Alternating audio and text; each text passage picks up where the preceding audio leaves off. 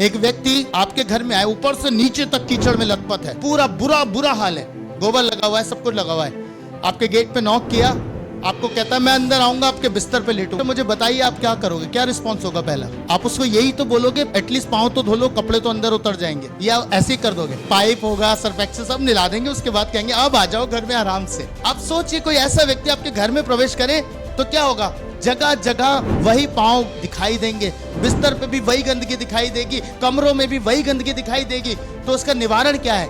इससे पहले वो अंदर आए उसे बाहर साफ कर दो। अब कौन, जब लोग ऐसी स्थिति में कलीसिया में एंटर कर जाते हैं ना, ऐसी स्थिति में चर्चेस में एंटर कर जाते हैं, तो वो जगह जगह अपनी गंदगी के निशान छोड़ते हैं। ओ परमेश्वर का आत्मा मुझे प्रेरित कर रहा है इस बात को बोलने के लिए कि कलीसियाओं को मैं इस बात के लिए जागृत करूं। ठीक है, मैं ये नहीं कहता कि बपतिस्मे के बाद आप पाप नहीं करेंगे, करते हैं बहुत से जीवन, पर आपको मालूम एक चीज है जो नहीं होती। बपतिस्मा जब वो लेते हैं, जब वो प्रभु को दिल से नए जन्म पाते हैं, उसके बाद बाइबल भी कहती है वो कर ही नहीं सकते। इसका मतलब यह है वो इच्छा से पाप नहीं करते, उसके बाद वो पाप में भी गिरते तो वो फिर क्षमा मांगते हैं। अगर वो गिर गए तो वो टूटते हैं। पहले जो एंजॉय हो रहा था ना, सुन्न होके लुचपन में लग गए थे, अब वाली कंडीशन नहीं होती। अब जब वो बपतिस्मा लेते हैं तो वो जानते हैं कि अब वो परमेश्वर के आत्मा के द्वारा नया बनाए जा रहे हैं। अगर ये एक टाइम का प्रोसेस होता ना तो खत्म हो जाता। अरे हमने पवित्र आत्मा को पा लिया, बैप्टाइज हो गए, अब क्या? क्यों लिखा है फिर हमें नया बना रहा है, हमें काम कर रहा है, काम कर रहा है वो। आप देखते हैं जब आप प्रभु में आते हैं आपके गुनाह बहुत सारे होते हैं, पर धीरे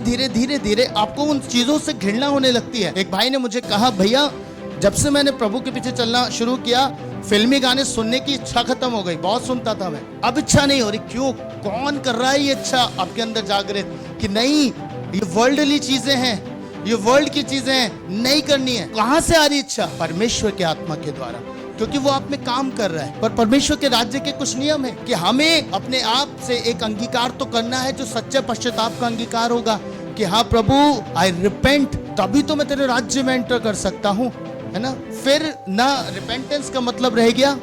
अगर लोग ऐसे ही जाएंगे तो फिर रिपेंटेंस का मतलब नहीं है, नए जन्म का मतलब नहीं। यही पौलुस समझा रहा था। फिर तो क्रूस ही व्यर्थ है। बहुत गंभीर शिक्षा आपको देना चाह रहा हूं, खुदा के लोगों, मत आइए किसी के भरमाने में। बाइबल जो कहती है उसको थाम के चलिए।